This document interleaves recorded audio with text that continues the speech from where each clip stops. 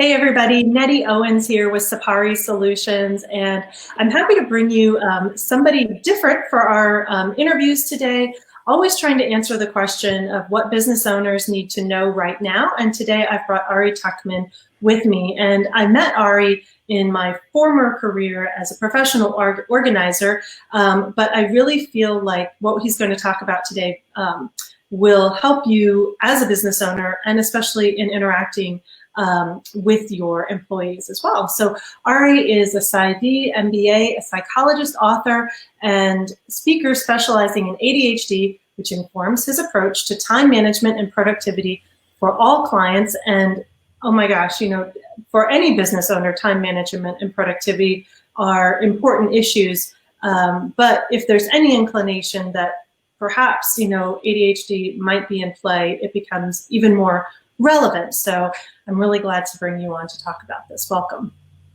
Thank you. It is a pleasure to be here.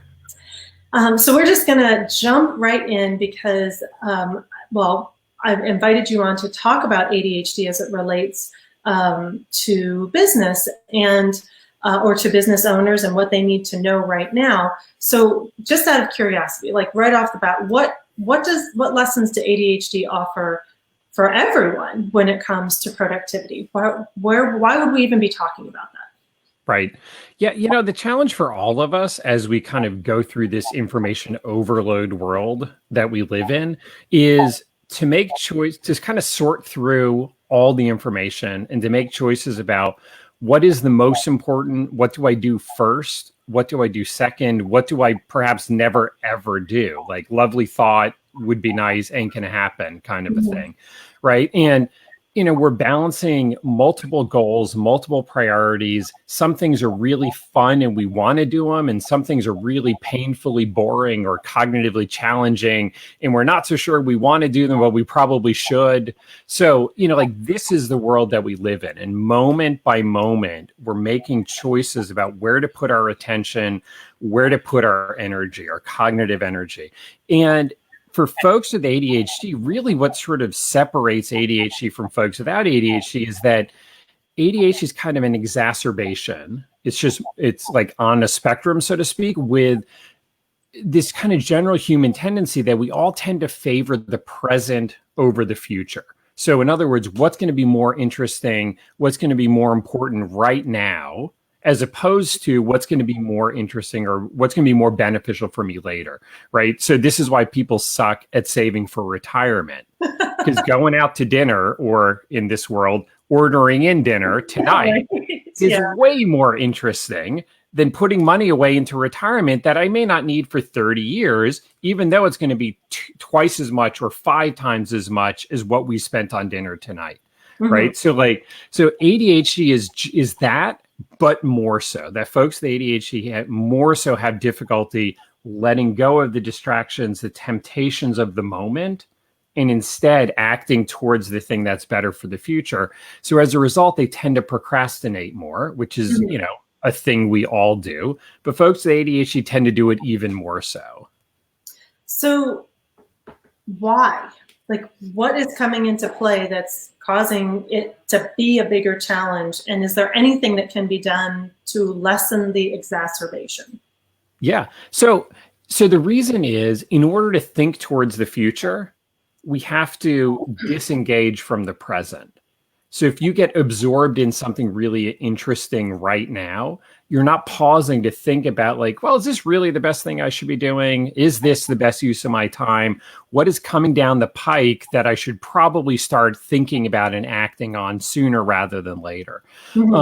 So a big part of managing ADHD is about managing the environment. So it's sort of like if you can't change the distractibility inside your own mind, although medication is very effective for ADHD, but then the thing you do is you change the world around you. So you'll limit how much comes at you, purposely set certain things aside, and to really have inside your head a plan, to have a set of clear goals and priorities. Because if you don't really know your priorities, how do you decide what is the best thing to do in this moment versus in the next moment versus next week?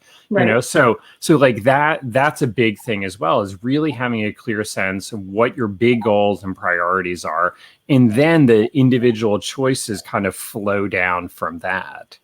So right now, in spite of the fact that many people are still home, things are just sort of opening up. Aside from that uncertainty, we now, I'm just going to speak for myself. I now am feeling even more overloaded with information, more overloaded with the events that are occurring around me. Like, how does a person deal with that level of uncertainty, with that level of information coming in? If you're saying that it's like it's exacerbated, so if I'm feeling this, like, what's the next person down the line feeling, and Right. and how do we do that? How do we put some filters on?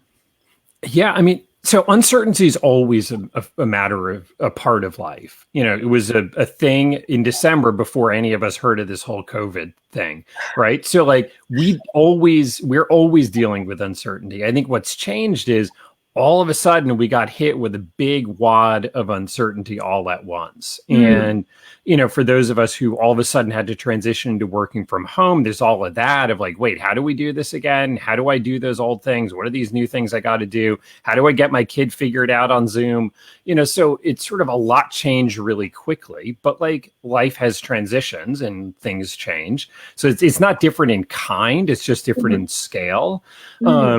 And the whole quarantine and everything, it's a situation that's gone both ways, in the sense that for, some people, it's really been helpful to sort of winnow down a bit, to really sort of focus in on this actually is what's most important. And frankly, there's a lot of stuff I spend too much time on. And then, of course, it's gone some of the other way where, things that used to be easier have now become more complicated. So like, the groceries show up and you're like, ugh, we got to wash everything. Right. So definitely life has gotten more complicated in some ways, but sometimes transitions like this can be an opportunity / requirement to kind of think about really what is the most important. And now here we are going into this new situation again of sort of reopening, whatever that means. And then, of course, the uncertainty of like, well, what's the fall and the winter going to look? Are we going to stay open? Like we're sort of opening. Are we going to stay that way? So, there's more uncertainty yet. But I think to have some sense of like, here is what I'm trying to do. Here's what's most important. Here's what I can let go of. It makes it a bit easier to navigate some of the uncertainty. And I think that it's often easier to act than to not act.